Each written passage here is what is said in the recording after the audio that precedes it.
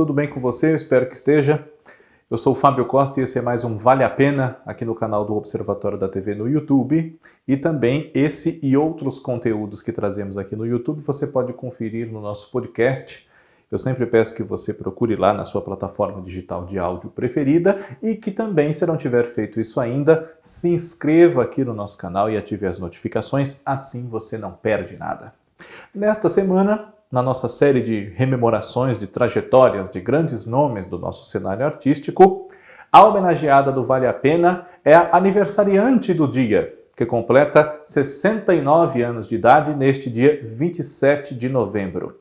Vera Fischer, que realmente se chama Vera Fischer, né? Em alguns episódios, como os de Glória Menezes e Lima Duarte, nós ressaltamos, né, o fato de que esses nomes pelos quais nós os conhecemos são nomes artísticos. Mas no caso da Vera Fischer e dos últimos dos quais temos tratado, né, é o nome dela realmente, Vera Lúcia Brandt Fischer, que nasceu no dia 27 de novembro do ano de 1951, na cidade catarinense de Blumenau. Ela que é filha de uma costureira, dona Henriqueta, e do senhor Emil, natural da Alemanha. A família era luterana, né, protestante, mas isso não impediu que, com 5 anos de idade, a pequena Vera fosse estudar num colégio de freiras católicas, né, onde ela ficou até a adolescência, quando foi cursar o que a gente chama de chamava-se na época de curso clássico, né? Os estudantes se dividiam entre curso clássico de humanidades e curso científico, que os prepararia para a carreira de exatas e de biológicas, digamos assim, né?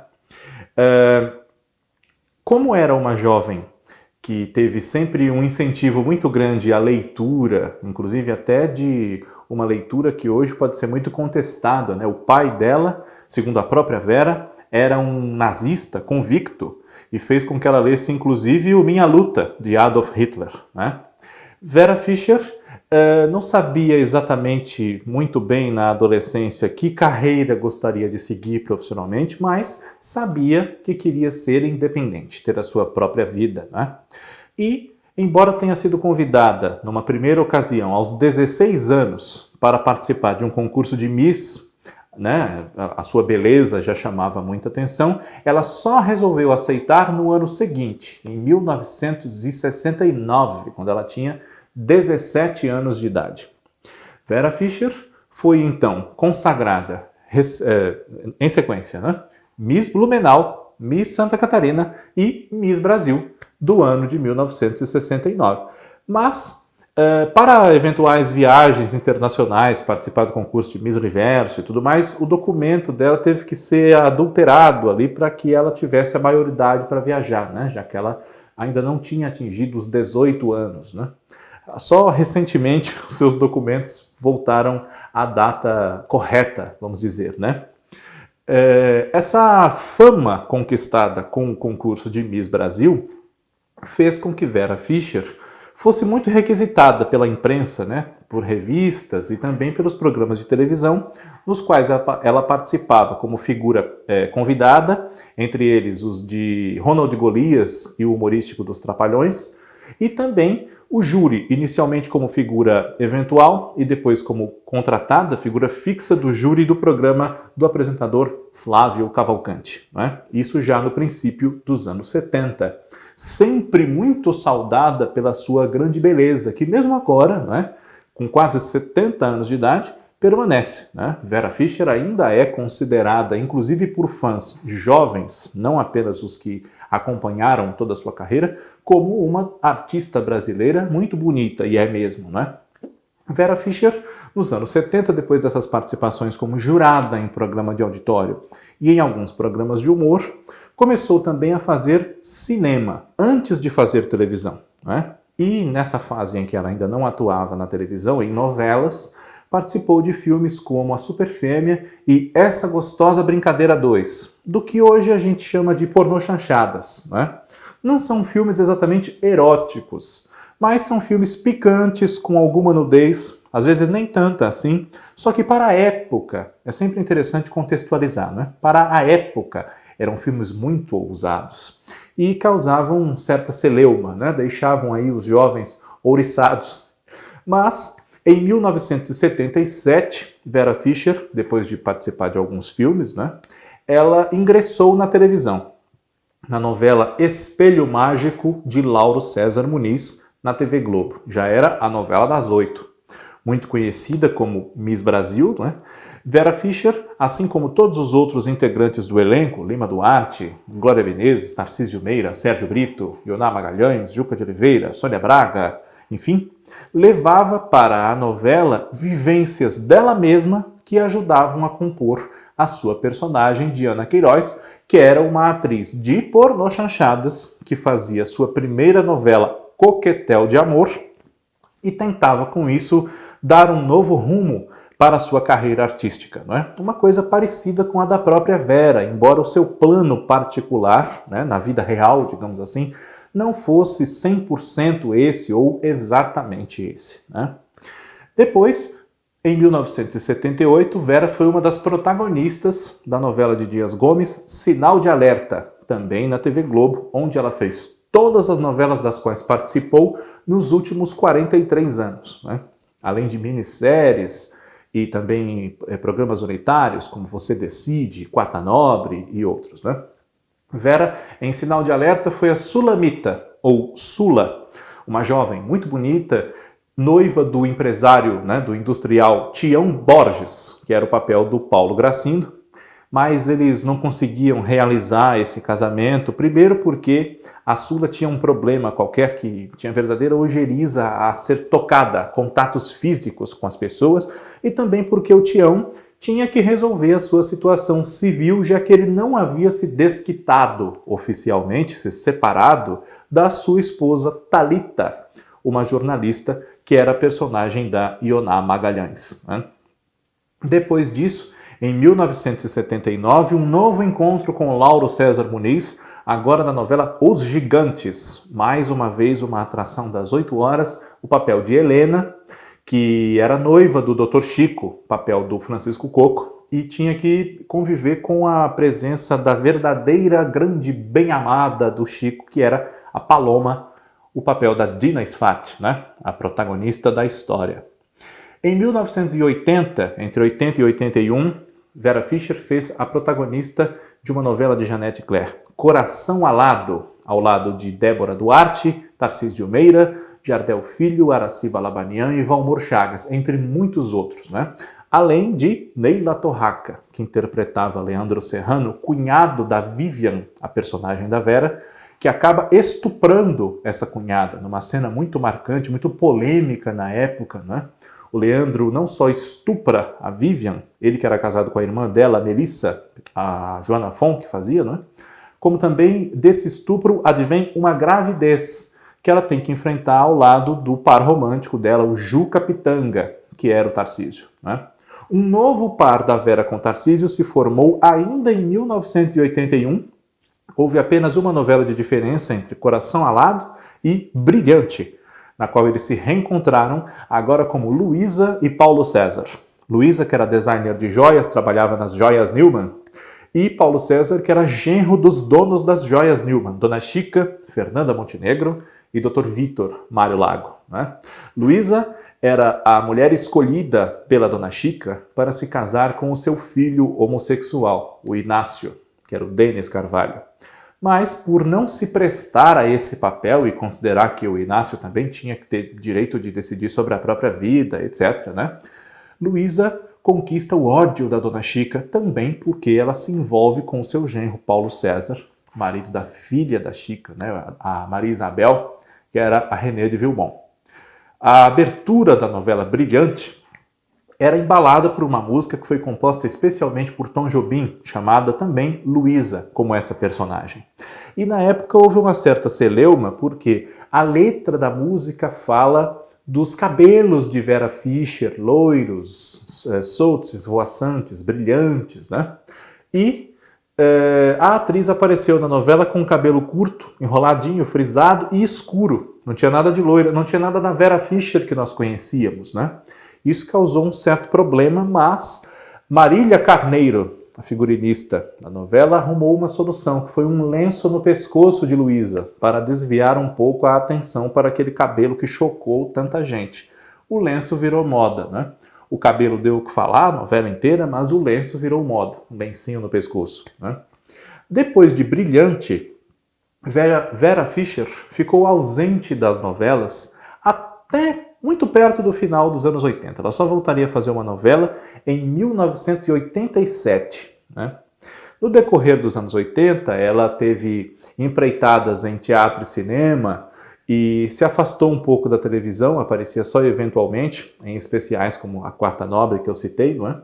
Mas em 1987 aceitou o papel de Jocasta na novela Mandala de Dias Gomes, escrita também pelo Marcílio Moraes, uma personagem que era até um pouco mais velha do que ela, Vera, na ocasião, né? Vera, quando iniciou as gravações da novela, ainda não tinha completado 36 anos de idade. Interpretava uma mulher de mais de 40, né? Essa novela fazia uma transposição para o Rio de Janeiro dos anos 80 de uma tragédia grega clássica, o Édipo Rei de Sófocles, né? E o Édipo, o filho que foi separado de Jocasta assim que nasceu, né? Era Felipe Camargo, na fase adulta. E ela havia 25 anos procurando onde é que havia ido parar esse filho que foi tirado dela assim que nasceu pelo pai, o Laio, que era Taumaturgo Ferreira quando jovem, e Perry Salles, o marido de Vera, na fase mais velha, né? Mais maduro. E a Jocasta jovem, antes de Vera, quem interpretou foi Julia Gunn, né? Pois bem, na vida real, Jocasta e Édipo, assim como na novela, se envolveram romanticamente, né? E Vera, que havia sido casada com Perry Salles por mais de 10 anos, acabou se separando dele e iniciou um romance que ultrapassou as telas e chegou à realidade com o Felipe Camargo, né? Os dois viveram juntos, foram casados, tiveram um filho e o relacionamento durou alguns anos, mas terminou, né? Essa fase da vida de Vera coincide com muito bons trabalhos na TV e no cinema, né? Além dos filmes que eu já citei, nós também temos nesse meio tempo produções como Amor, Estranho Amor, o polêmico filme que sempre lembrado quando se relaciona com a biografia da apresentadora e atriz Xuxa Meneghel, né? E outros filmes como Eu Te Amo e Doida Demais, além de Intimidade, ainda nos anos 70, antes das novelas, né? E na televisão, depois de Mandala, Vera teve momentos muito importantes, muito celebrados do seu talento para além da beleza, em produções como as minisséries Desejo, de Glória Pérez, no papel de Ana de Assis, a esposa do escritor Euclides da Cunha, que era o Tarcísio Meira, né? Envolvida ali na tragédia da Rua da Piedade, uma história real, né? Porque o amante dela, um militar chamado Dilermando, que era o Guilherme Fontes na minissérie, matou o seu marido Euclides da Cunha, né? E a Eduarda, ou a Galega, em Riacho Doce, minissérie de Agnaldo Silva e Ana Maria Moretson, escrita com base na obra de José Lins do Rego, na qual ela fazia par com Carlos Alberto Richelli, cujo personagem se chamava No, e enfrentava as vilanias da bruxa malvada, a avó Manuela, que era a Fernanda Montenegro, né? Além disso, um personagem muito diferente daquilo que nós esperávamos ver Vera Fischer fazendo na TV. Uma dona de casa, às voltas com ovo chiando na frigideira, criança brigando, marido que dá desculpinha para andar pela rua, a Cidinha de Perigosas Peruas, novela de Carlos Lombardi, exibida em 1992. Também merece destaque a Alice Lomanho, mulher do Pedro, que era o José Wilker, e o grande amor da vida do comissário Matos, José Maier, na minissérie Agosto, baseada na obra de Rubem Fonseca, escrita por Jorge Furtado e Giba Assis Brasil, e exibida em 1993. Né? Depois veio Pátria Minha, com uma personagem de mau caráter que queria subir na vida, arrumar um marido rico e usava das piores artimanhas para conseguir isso. Lídia Lapor, né? Nessa novela do Gilberto Braga, que foi exibida na faixa nobre da emissora. Esse foi um trabalho muito tumultuado e que marcou negativamente, né? A imprensa fez muito burburinho na época por conta dos problemas que eventualmente ocorriam na vida real, na união de Felipe e Vera, e impactaram nos bastidores da novela, né? E tanta coisa aconteceu que os personagens dos dois, a Lídia e o Inácio, né, o Felipe também fazia a novela, Felipe Camargo, Eles foram mortos na novela e a história mudou de polo, né? A Lídia fez muita falta porque ela era uma personagem muito importante, né? Mas conduziu-se a novela até o final, né? A novela estreou em julho de 1994 e os personagens morreram cerca de 2 meses antes do fim, que foi em março. Morreram em janeiro, no começo de 1995. Esses problemas da vida real e de bastidores, e muito cobertos por fofocas da imprensa e tudo mais, fizeram com que toda uma geração conhecesse Vera Fischer como uma atriz muito bonita, reconhecida, de talento comprovado, mas que tinha uma vida particular tumultuada, que rendia essas fofocas, né? Transmitia uma imagem um pouco errada até da figura que ela realmente fosse, ou que ela ainda é, né? Depois de suplantados esses períodos de problemas particulares que geravam manchetes na imprensa, Vera Fischer voltou a atuar em um grande trabalho, embora de poucos capítulos, na primeira fase da novela O Rei do Gado, de Benedito Rui Barbosa, que foi comercializada internacionalmente pela emissora como minissérie, né? Se passa ali na década de 40, tempos da Segunda Guerra Mundial, e ao lado dela Antônio Fagundes, Eva Vilma, tô bom, Tarcísio Meira, Letícia Spiller, Leonardo Brício, Cláudio Correia e Castro, enfim, né? E esse trabalho dela como Dona Nena, mulher do seu Antônio Mezenga, que era o Fagundes, foi muito bonito, né? Durou pouco na novela, mas foi muito bonito. Depois ela participou de Pecado Capital, o remake, interpretando Laura, uma cunhada de Salviano Lisboa, Francisco Coco, para formar par com ele depois que Coco e Carolina Ferraz não se deram mais bem e tiveram que ser separados na novela, né? Fez um dos episódios do humorístico O Belo e as Feras com Chico Anísio, em 1999, no qual ela interpretava a esposa de Chico Anísio, que o trocava por um seu sobrinho supostamente homossexual, que era o Ângelo Paes Leme. Eles têm uma cena muito boa nesse episódio, que um completa as frases do outro, dizendo que não tomam banho muito tempo com o mesmo shampoo, que é para o cabelo não acostumar e tudo mais. O menino faz o tio pensar que ele é gay, mas na verdade ele quer conquistar a tia, que é uma tia muito bonita, etc, né? E depois disso veio um convite muito marcante que rendeu mais uma personagem inesquecível para Vera. Manuel Carlos, o autor, e Ricardo Waddington, o diretor, a convidaram a viver uma das Helenas da obra do autor na novela que podemos ver agora no Vale a Pena Ver de Novo, Laços de Família. Aquela história foi construída para Vera Fischer, Carolina Dickmann, Tony Ramos, e se não fossem esses atores, o autor construiria outra história, né? Ele já disse isso algumas vezes. Helena é uma mulher que abdica da própria felicidade amorosa com um rapaz mais jovem do que ela, o Edu, que era o Reinaldo Giannichini, porque ela vê que ele e a sua filha, Camila, Carolina Dickmann, se envolvem romanticamente, se apaixonam, enfim, surge um interesse. E depois ela, para salvar a vida dessa filha, que, vamos dizer assim, roubou o namorado dela, ela se dispõe a engravidar, já com uma idade avançada para uma gestação, para que esse bebê que vai nascer possa doar a sua medula para salvar essa irmã que havia roubado o namorado da mãe. É uma história um pouco complexa, né? Mas que rendeu muitas cenas emocionantes. Podemos revê-la agora e comprovar como Vera esteve bem nessa novela, né? E realmente fazendo jus a ser uma mulher de meia idade que despertasse o interesse de um rapaz recém-formado em medicina, com toda a justiça, né? Depois disso, outro papel muito marcante, Ivete, em O Clone, de Glória Pérez. Ivete, que passou a vida inteira entre altos e baixos, idas e vindas com o seu Leônidas, ou Leãozinho, que era o Reginaldo Faria, né? Outras parcerias da autora Glória Pérez com Vera aconteceram na novela América, em 2005, numa pequena participação da atriz, e em Caminho das Índias, no ano de 2009, no qual ela viveu o papel de Chiara, e Salve Jorge como Irina, que fazia a contabilidade do estabelecimento comercial onde as moças traficadas para serem escravas sexuais ficavam mantidas reféns, né? Esse papel não foi um dos melhores momentos da carreira da atriz, mas não por culpa dela, né? E depois de Salve Jorge, Vera Fischer acabou ficando no que a gente chama de geladeira da emissora, né? Só voltou a aparecer em 2018, 2017, 2018, fazendo uma participação em Malhação Vidas Brasileiras e depois na novela Espelho da Vida, de Elizabeth Jean, né?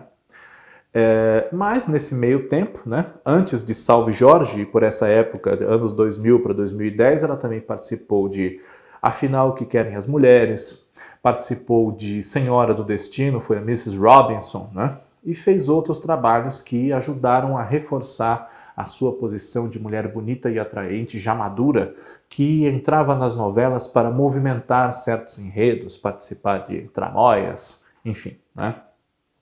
Vera Fischer deixou neste ano de 2020 de ser contratada do elenco fixo da TV Globo, né? Depois de 43 anos desse vínculo. Mas tem as portas abertas, né? Ela está escalada ou pré-escalada para uma das próximas novelas das 6 da emissora, Além da Ilusão. E nós esperamos que ela realmente participe dessa novela e de outros projetos na TV, no Globoplay, em outras emissoras, por que não? Em plataformas de streaming, né? Ela que é uma atriz que gosta muito de teatro, assiste sempre que pode, teve momentos marcantes no teatro também, em peças como Macbeth, A Primeira Noite de um Homem, né? E outras. E ainda tem muito a render, não só pela sua figura, que continua muito bela aos 69 anos, mas por esse talento que ela conseguiu comprovar, apesar de gente que sempre tenha insistido em desvalorizar essa capacidade de emocionar em cena. Vera Fischer, os nossos parabéns e obrigado por toda essa carreira que já rendeu muito e vai render ainda mais, né? Feliz aniversário nesse dia dos seus 69 anos.